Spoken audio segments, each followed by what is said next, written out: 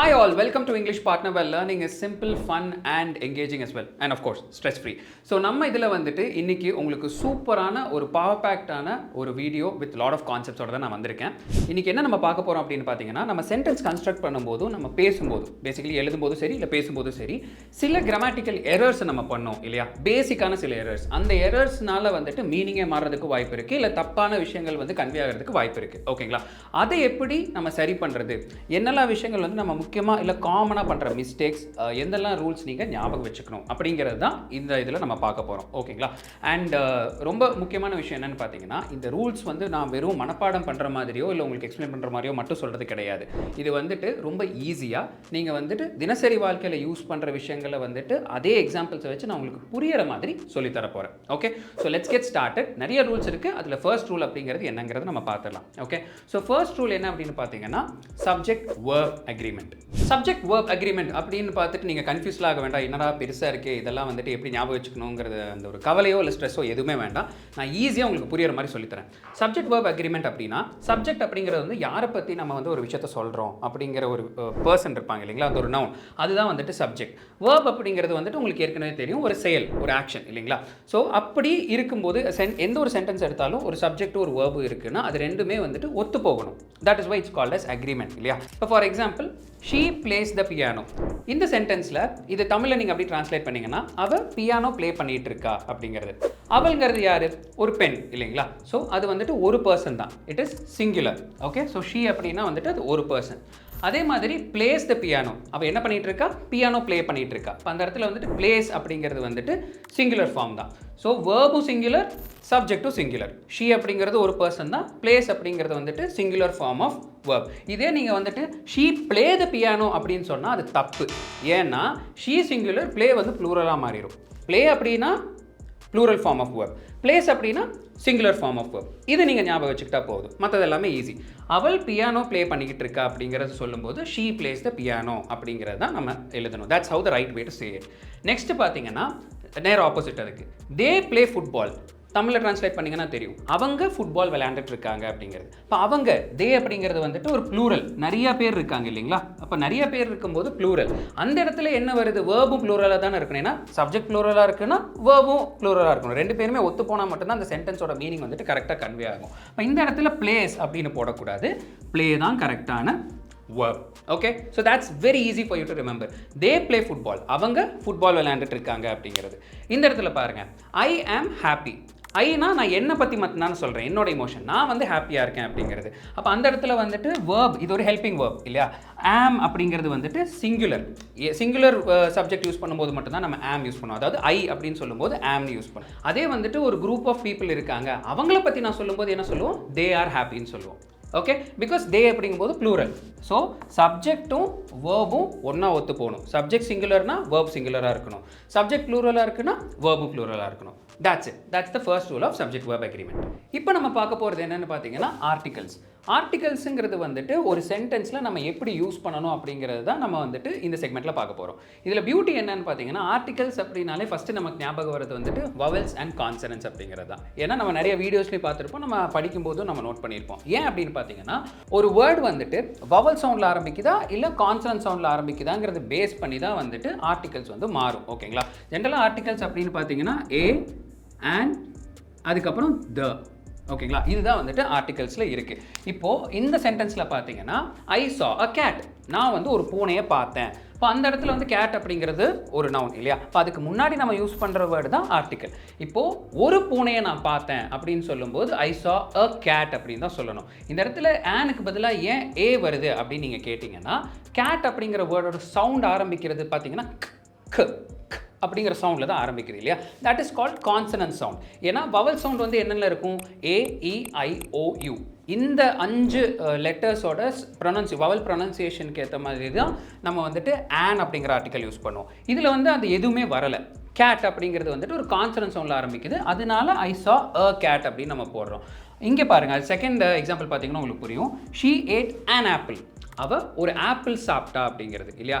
Again ஒரு apple அப்படிங்கும்போது நம்ம ஏன் வந்துட்டு ஆன் அப்படிங்கிறது யூஸ் பண்ணுறோம் ஏ அப்படிங்கிற ஆர்டிக்கலுக்கு பதிலாக ஏன் அப்படின்னு பார்த்தீங்கன்னா, பிகாஸ் ஆப்பிள் அப்படிங்கிற வேர்டு ஆரம்பிக்கிறது ஒரு வவல் சவுண்டில் தான் ஆரம்பிக்குது இல்லையா. ஆப்பிள் அப்படிங்கிற சவுண்டில் தான் அந்த வேர்ட் வந்து ஆரம்பிக்குது. அதனால நம்ம அதுக்கு ஆப்வியஸ்லி நம்ம யூஸ் பண்ண வேண்டிய ஆர்டிக்கல் வந்துட்டு and தான் கரெக்ட். ஓகேங்களா.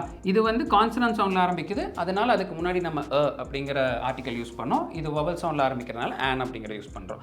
அடுத்தது ரொம்ப சூப்பரான ஒரு ஆர்டிக்கல் என்னன்னு பார்த்தீங்கன்னா, the sun is bright today. இன்னைக்கு வந்து சூரியன் சூப்பராக பயங்கர பிரைட்டாக இருக்குது அப்படின்னு நம்ம சொல்லும்போது the sun.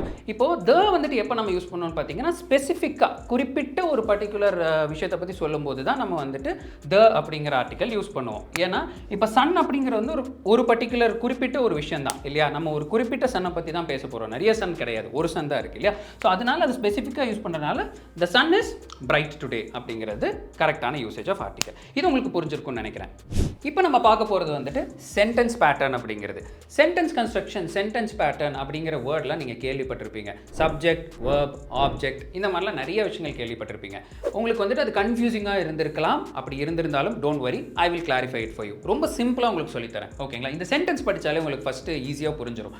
She eats apples. இப்போ இந்த இடத்துல வந்துட்டு அவங்க ஆப்பிள் சாப்பிட்றாங்க அப்படிங்கிற ஒரு விஷயத்தை தான் நம்ம சொல்ல வரோம். அவள் ஆப்பிள் சாப்பிட்றா அப்படிங்கிறது இல்லையா. அப்போ அவள் யார் ஆப்பிள் சாப்பிட்றா? அவ சாப்பிட்றா இல்லையா. அப்போ அந்த இடத்துல ஷீ அப்படிங்கிறது தான் சப்ஜெக்ட். ஓகே, அதுதான் வந்துட்டு சப்ஜெக்ட். அவங்கள பற்றி நம்ம பேசுகிறனால அவங்க தான் இந்த சென்டென்ஸில் வந்து சப்ஜெக்ட். சரி, ஓகே. அவங்க என்ன பண்ணுறாங்க? She eats apples. அவங்க வந்துட்டு ஆப்பிள் சாப்பிட்றாங்க அப்படிங்கும்போது ஈட்ஸ் அப்படிங்கிறது என்னது?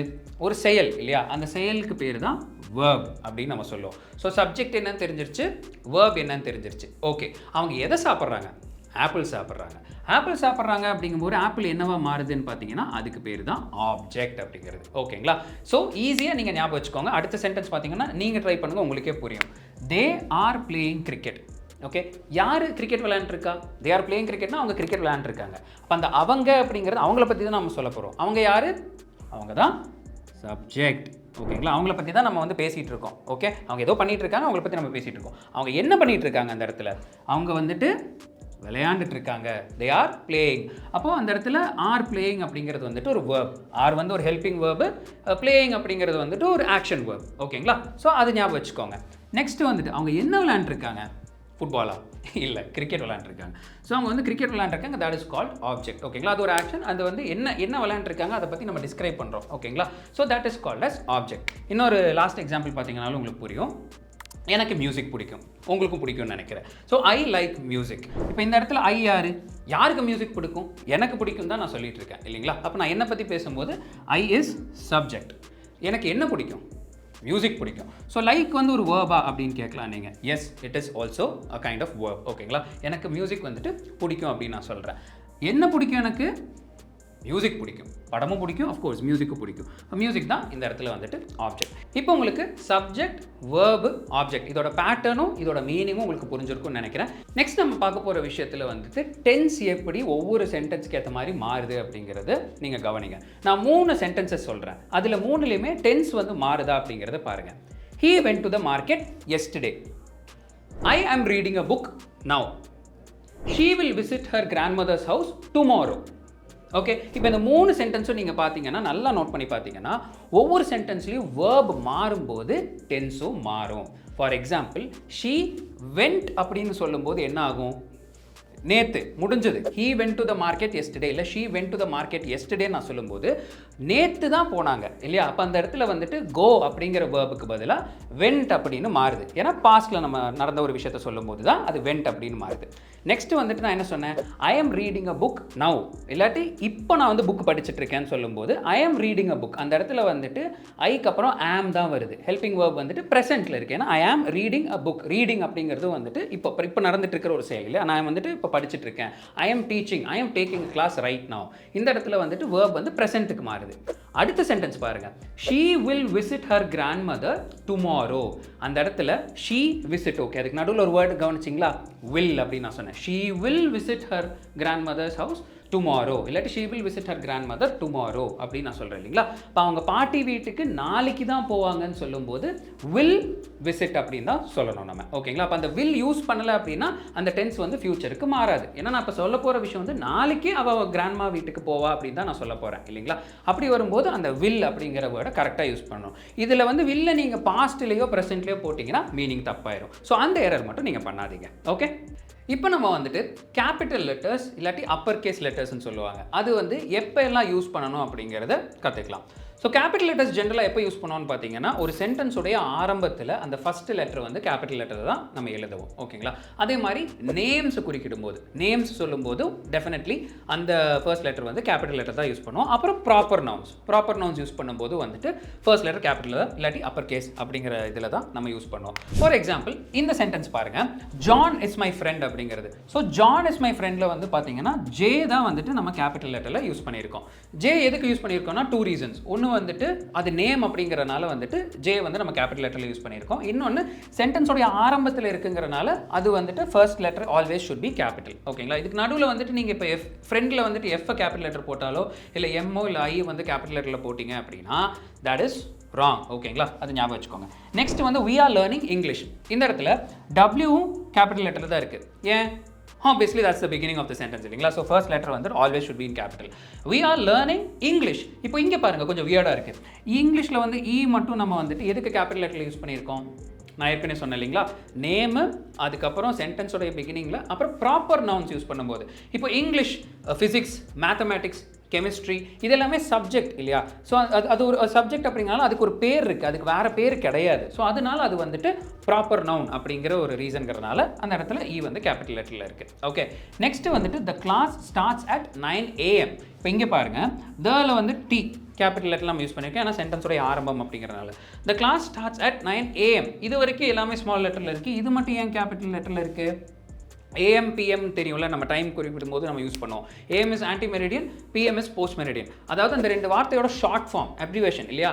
அந்த மாதிரி ஷார்ட் ஃபார்ம்ஸோ அப்ரிவேஷன்ஸோ யூஸ் பண்ணும்போதும் ஆப்வியஸ்லி அந்த லெட்டர்ஸை வந்து நம்ம கேபிட்டல் லெட்டர்ஸில் தான் எழுதணும். அதை ஸ்மால் லெட்டர்ஸில் எழுதக்கூடாது. ஓகேங்களா. So I hope this is clear now.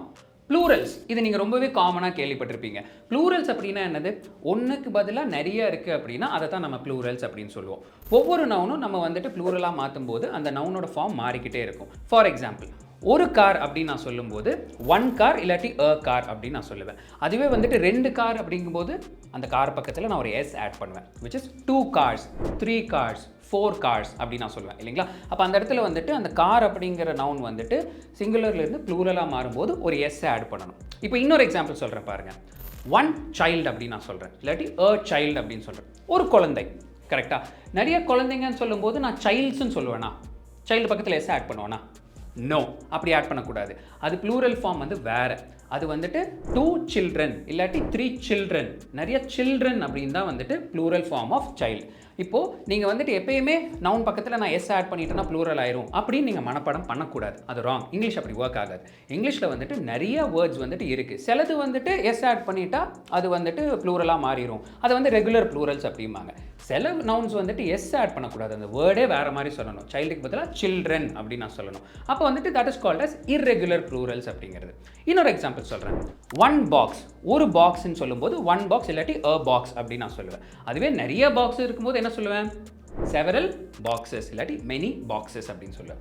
இப்போ உங்களுக்கு ப்ளூரலை பற்றி ஒரு சின்ன ஐடியா கிடச்சிருக்கும்னு நினைக்கிறேன். இது நீங்கள் மறக்கவே கூடாது. இது மாற்றி யூஸ் பண்ணிங்கன்னா கண்டிப்பாக உங்களுக்கு மீனிங் மிஸ் ஆயிரும். இப்போ நம்ம பார்க்க போகிறது என்னென்னு பார்த்தீங்கன்னா ப்ரோனவுன்ஸ். ப்ரோனவுன்ஸும் வந்துட்டு நவுனுடைய அக்ரி பண்ணணும். நம்ம சப்ஜெக்ட் எப்படி வேர்போட அக்ரி பண்ணுறதை பற்றி பார்த்தோம். அதே மாதிரி ப்ரோனவுனும் வந்துட்டு நவுனுடைய அக்ரி பண்ணணும். நான் ஒரு சென்டென்ஸ் சொல்கிறேன். John loves his dog. ஜானுக்கு அவருடைய நாய்க்குட்டி ரொம்ப பிடிக்கும். ஜானுக்கு நாய் பிடிக்கும் அப்படிங்கிறதும் ஜானுக்கு அவருடைய நாய் ரொம்ப பிடிக்கும் அப்படிங்கிறதும் வந்துட்டு ரெண்டுமே 2 டிஃப்ரெண்ட் மீனிங். ஓகேங்களா. அப்போது ஜான் லவ்ஸ் ஹிஸ் டாக்னு சொல்லும்போது ஜானுங்கிறது நவுன். ஓகேங்களா. அவர் ஒரு மேல் இல்லைங்களா, அவர் ஒரு ஆண் அப்படிங்கும்போது அதோடைய ப்ரோனவுன் என்னவா இருக்கணும்? John loves his dog. Next நான் உங்களுக்கு இன்னொரு எக்ஸாம்பிள் சொல்கிறேன். The students brought their books. Students வந்துட்டு அவங்களுடைய புக்ஸை வாங்கினாங்க. இப்போ இந்த இடத்துல நான் ஸ்டூடெண்ட்னு சொல்லலை, ஸ்டூடெண்ட்ஸ் அப்படின்னு தான் சொல்கிறேன். ஓகேங்களா. ஸ்டூடெண்ட்ஸ் அப்படிங்கும்போது ஒரு குரூப் ஆஃப் ஸ்டூடெண்ட்ஸ் இல்லையா, நிறைய பேர் ப்ளூரல். அப்போ அதோடைய ப்ரோனவுன் என்னது? Students brought their books. அவங்களுடைய புக்ஸ் தான் வாங்கினாங்க, என்னுடையதோ இல்லை மற்றவங்களோடதோ வாங்கலை, அவங்களுடைய புக்ஸ் அவங்க வாங்கிட்டாங்க. இன்னொரு எக்ஸாம்பிள் சொல்கிறேன் பாருங்க. She is doing her homework. She is doing her homework. அவ வந்துட்டு அவளுடைய ஹோம்ஒர்க் பண்ணிட்டு இருக்கா. அப்போ அந்த இடத்துல she is doing his homeworkன்னு சொன்னால் கரெக்டாக இருக்குமா? தப்பு. she is doing their homeworkன்னு சொன்னால் கரெக்டாக இருக்குமா? அதுவும் தப்பு. ஏன்னா she அப்படிங்கிற நவுன் வந்துட்டு ஒரு ஃபீமேல் ஜெண்டர், அதுவும் சிங்குலர். அப்படி இருக்கும்போது her தான் கரெக்டான ப்ரோனவுன். ஓகேங்களா? So she is doing her homework அப்படிங்கிறது தான் கரெக்டான யூசேஜ். இப்போ உங்களுக்கு ப்ரோனவுன் எப்படி ஒரு நவுன் கூட அக்ரி பண்ணி போகுதுன்னு புரிஞ்சிருக்கும்னு நினைக்கிறேன். இந்த மாதிரி இன்ட்ரெஸ்டிங்கான விஷயங்கள் இன்னும் நம்ம பார்க்கலாம். இப்போ நம்ம வந்துட்டு 25 செட் ஆஃப் கிராமர் ரூல்ஸில் ஃபர்ஸ்ட் 7 ரூல்ஸ் என்னெல்லாம் அப்படிங்கிறத நம்ம பார்த்தோம். அது உங்களுக்கு ரொம்ப ஹெல்ப்ஃபுல்லாகவும் யூஸ்ஃபுல்லாக இருந்திருக்கும் நான் நம்புகிறேன். இந்த மாதிரி தான் நம்மளுடைய ட்ரைனிங் செட்டப்பும் இருக்கும். உங்களுக்கு வந்துட்டு ரூல்ஸை வந்து வெறும் ரூல்ஸாவோ இல்லை மனப்பாடம் பண்ணுங்கள் அப்படின்னு சொல்லி நம்ம கற்றுக் கொடுக்கவே மாட்டோம். நம்ம வந்துட்டு என்ன ஏதுங்கிற புரிதல் அப்படிங்கிற ஒரு விஷயம், இது இப்படி தான் இருக்கணும், நவுன்னா இப்படி தான் நீங்கள் யூஸ் பண்ணணும், ப்ளூரல் வரும்போது இதுதான் யூஸ் பண்ணணுங்கிறது புரிகிற மாதிரி தினசரி வாழ்க்கையில் யூஸ் பண்ணுற சில சென்டென்சஸ் பேஸ் பண்ணி நம்ம சொல்லிக் கொடுப்போம். ஓகேங்களா? ஸோ நீங்கள் நம்மளோட இந்த 7 ரூல்ஸ் பார்த்துருப்பீங்க, அதோட எக்ஸ்ப்ளனேஷனும் பார்த்துருப்பீங்க. இதை விட இன்னுமே எஃபெக்டிவாக நீங்கள் கேட்குற கேள்விக்கு எல்லாமே வந்து பர்சனலைஸ்டாக நம்ம ட்ரெயினர் உங்களுடைய புரிதல், உங்களுடைய அண்டர்ஸ்டாண்டிங் லெவல், உங்களுடைய கெப்பாசிட்டிக்கு ஏற்ற மாதிரி நிறைய எக்ஸாம்பிள்ஸோட சொல்லி தருவாங்க. So please do join our courses. Course join பண்ணணும் அப்படிங்கிற டீட்டெயில்ஸ் எல்லாம் நீங்கள் டிஸ்கிரிப்ஷனில் இருக்கிற லிங்கை கிளிக் பண்ணி பார்க்கலாம். ஆல்சோ நம்மளுடைய ஃபோன் நம்பர், வாட்ஸ்அப் நம்பரும் மென்ஷன் பண்ணியிருப்போம், அதுக்கும் கிளிக் பண்ணுங்கள். You can just send us a WhatsApp message, hi, and our team will get in touch with you. And of course இந்த மாதிரி இன்னும் நிறைய வீடியோஸ் வேணும் அப்படிங்கிறது வந்துட்டு நம்மளுடைய யூடியூப் சேனலை மறக்காமல் சப்ஸ்கிரைப் பண்ணுங்கள். And that's not it. இதில் வந்துட்டு ஃபஸ்ட்டு 7 ரூல்ஸ் தான் நான் சொல்லியிருக்கேன். டோன்ட் வரி, இன்னும் அடுத்த நிறைய ரூல்ஸ் இருக்குது. அதெல்லாமே அப்கமிங் பார்ட் வீடியோஸில் வந்து வரும். It will be coming very soon. So save this video for later, subscribe our YouTube channel, and I will see you on the upcoming set of videos.